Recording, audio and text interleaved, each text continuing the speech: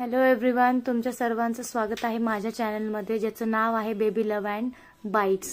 तर आज आपण 7 मंथच्या पुढच्या बाळांसाठी डाळ राईस व्हेजिटेबल खिचडी पाहणार आहोत। चला तर मग रेसिपी बघूयात। तर मग मूग डाळ व्हेजिटेबल खिचडीसाठी लागणारं साहित्य आपण बघूया।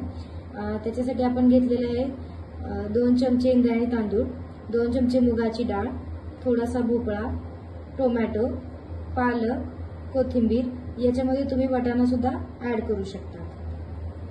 कुकर गरम करायला ठेवलाय, त्याच्यामध्ये आपण तूप टाकणार आहे। तूप गरम झालं की त्याच्यामध्ये आपल्याला जिरे टाकायचे। तूप गरम झालेलं आहे, त्याच्यामध्ये आपण आता जिरे टाकूया। थोडेसे जिरे, थोडीशी जिरापूड, हळद आणि किंचितसं मीठ हे ऑप्शनल आहे।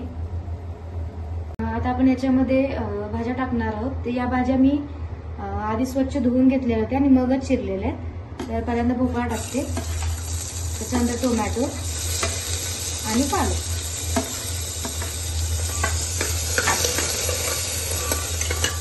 भाज्या परतून झाल्या की त्याच्यामध्ये आपण आता डाळ आणि तांदूळ ऍड करणार आहे। हे मी 3 वेळा स्वच्छ धुवून घेतलेलं आहे।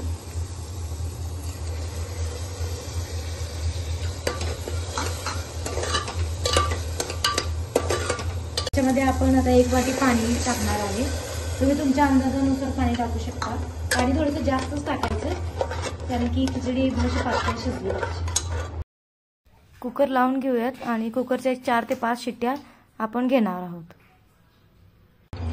गॅस बंद करूयात आणि आपली खिचडी रेडी आहे की नाही हे पाहूया। डाळ खिचडी आता एकदम मऊसर शिजलेली आहे। आपण आता ते स्मॅशरने स्मॅश करून घेऊया।